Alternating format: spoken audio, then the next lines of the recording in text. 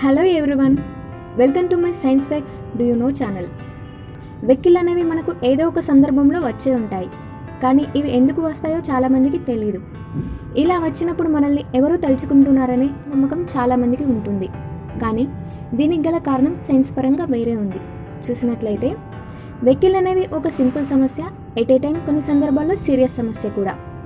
ఇవి మన శరీరంలో ఉండే డయాఫ్రమ్ అనే కండరం ఇరిటేట్ అయినప్పుడు వస్తాయి. ఈ డయాఫ్రమ్ మన ఛాతీకి పొట్టుకు మధ్యలో ఉండి శ్వాస తీసుకోవడానికి ఉపయోగపడుతుంది. ఒక్కోసారి ఈ డయాఫ్రమ్కి అంటుకొని ఉండే నరం ఉత్తేజితమైతే డయాఫ్రమ్ సడన్గా కుంచుకుపోయి కింది వైపుకు కదులుతుంది. అప్పుడు శ్వాసనాళం పై చివర అంటే స్వరపేటిక మూసుకోవడం మొదలవుతుంది. ఆ దశలో దాని ద్వారా హడావిడిగా పోయే గాలి హిక్ లాంటి శబ్దం చేస్తుంది. అలాంటి శబ్దాలు మధ్య మధ్య కొంత కాల వ్యవధిలో వరుసగా వస్తాయి, అవే వెక్కిళ్ళు. ఇక వెక్కిళ్ళు రావడానికి గల కారణాలు చూస్తే, నార్మల్గా వచ్చే వెక్కిళ్ళు ఒక్కోసారి ఏ కారణం లేకుండా ఇలా వచ్చి అలా వెళ్ళిపోతాయి. వీటితో పెద్దగా సమస్య ఉండదు.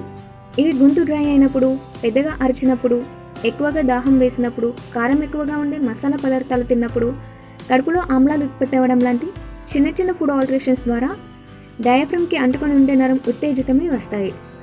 వీటిని వాటర్ ఎక్కువగా తాగడం, ముక్కు మూసుకొని గాలి గట్టిగా బయటకు వదలడం, నిమ్మకాయ కురకడం లేదా చక్కెర చప్పరించడం వంటి చిన్న చిన్న చిట్కాల ద్వారా తగ్గించేసుకోవచ్చు.